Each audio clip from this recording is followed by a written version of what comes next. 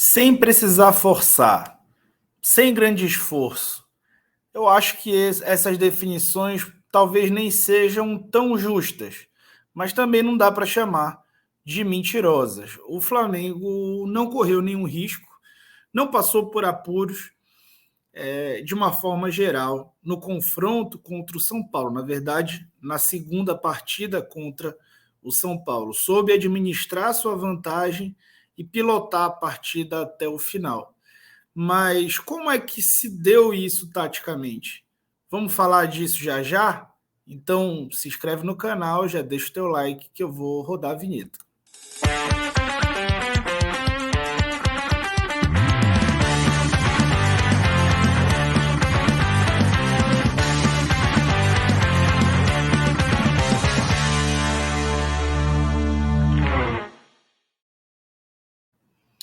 Uma classificação sem sustos e eu vou mostrar para vocês o que aconteceu no plano tático.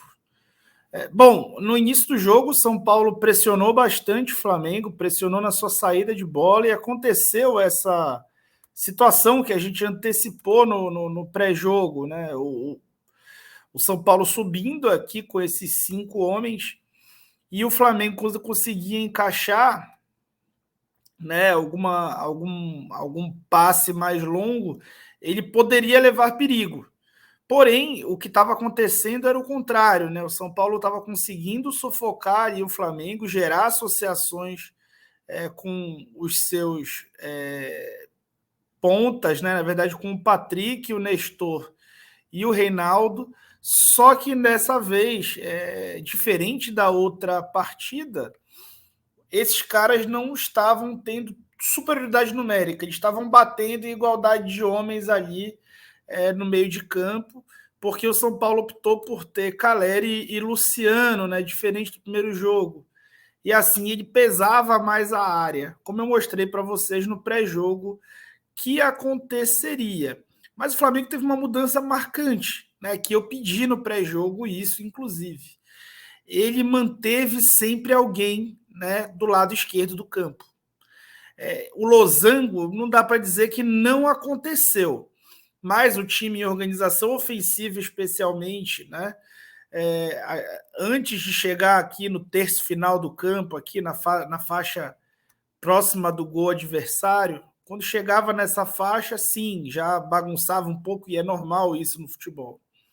Mas antes de chegar nessa faixa, a gente viu em vários momentos o Arrascaeta aqui dando a amplitude pelo lado esquerdo, em outros o próprio Gabriel ou o Pedro.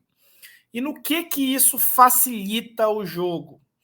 Isso deixa a equipe mais preparada para perder a bola. Lembrando que o Flamengo só tem 3 homens no meio e acaba defendendo com 7 quando essa primeira linha é batida. Então, manter um dos jogadores pela esquerda encurta a distância da recomposição. Né? E a gente vai mostrar isso já já. Essa igualdade numérica, né, esse homem a menos que o Rogério escolheu deixar de ter no meio de campo, gerou menos volume ofensivo do São Paulo, embora ele tenha até no início do jogo, antes do Flamengo começar a cadenciar o jogo, né, o Flamengo tentando até os 20 e poucos minutos, ataques muito diretos e o jogo ficou um pouco descontrolado, mas depois disso, né, o São Paulo, mesmo de novo forçando o jogo pelo lado esquerdo, assim como foi a primeira partida, teve um desempenho talvez até um pouco pior, né? Posse de bola, teve um pouco mais posse de bola com relação ao primeiro jogo, muito porque o Flamengo optou por contra-atacar em grande parte do jogo, quase no jogo inteiro. Mais finalizações, né? O São Paulo finalizou 26 vezes no primeiro jogo e só 16 no segundo. 17 de dentro da área no primeiro e só 10 no segundo. Na verdade, só 10 não, né? Não é pouco. 16 finalizações também não são poucas. O São Paulo finalizou nos 2 jogos 3 vezes mais do que o Flamengo. E aí a qualidade individual dos atletas também conta bastante. E vejam aqui como os números do Reinaldo e do Patrick, as atuações deles, acabaram, lógico, estimuladas pela boa atuação de Rodinei e Everton Ribeiro, que pesaram demais o lado nas costas aqui desses jogadores do lado esquerdo do São Paulo, gerando para eles preocupações defensivas, né? O Reinaldo tomou cartão amarelo logo no início do jogo, depois teve que sair. E aí o Wellington, que entrou no lugar dele, teve que matar uma jogada e tomou o amarelo no primeiro lance, né? O treinador tira um jogador porque tem amarelo, o jogador que entra toma amarelo no primeiro lance. Mas vejam como eles acabaram errando muito, né? Eles erraram os combinados ali 34 vezes o jogo pelo lado esquerdo, enquanto pelo lado direito os dois somados erraram 16 vezes. Então, perderam bolas, né? Então, o time de São Paulo perdeu muitas bolas, além do Caleri, lógico que parece assim, ele está numa fase terrível, né? Está sendo atrapalhado pela bola. E aqui queria até reiterar um pouco desse posicionamento do Arrascaeta mais aberto pelo lado esquerdo em determinadas partidas, né?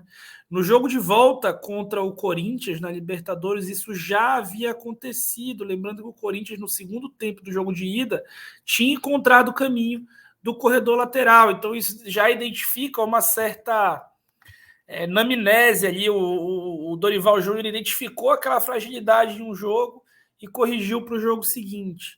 Dessa vez contra o São Paulo, de novo, né? O Arrascaeta mais focado aqui no lado esquerdo, né? Para estar mais preparado para perder essa bola. O Pedro também bastante presente ali, o Gabigol presente ali se revezando. Então sempre tinha alguém pesando aquele lado, que facilita o momento de perder a bola. Contra o Vélez, por exemplo, no jogo de ida, a gente já vê ele muito mais, né, voltado da esquerda para a direita. Ou seja, um cara que jogou mais pela direita, daquela posição central, você vê ele com liberdade no campo inteiro, inclusive contra o Atlético Paranaense. Então, nesse jogo, não dá para dizer que está errado, dizer que foi um losango, mas foi até um 4-3-3 em vários momentos, com a Arrascaeta mais aberto, justamente para estar mais preparado para perder a bola. E aqui, destacar aqui o quanto a combatividade, esses dois caras aqui, né? Muito fala de uma dupla de volante, Thiago Maia e João Gomes. Claro que eles são uma dupla, embora o Thiago Maia seja o único, aspas, volante do time. Mas os dois caras mais combativos desse sistema, e eu já falei isso algumas vezes aqui, são os médios, né? Então, é o João Gomes e o Everton Ribeiro, são os caras mais combativos do sistema.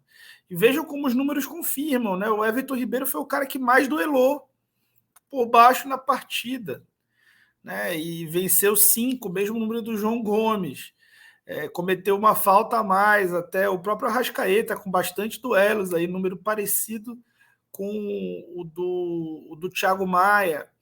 E um trabalho defensivo muito importante de todos eles. O próprio Pedro também, com um trabalho defensivo bastante importante. E essa participação dos homens de frente, ela é essencial para um time que quer ter superadas, né, as dificuldades que as partidas se apresentam. O São Paulo entrou nessa eliminatória com o objetivo claro de explorar onde o Flamengo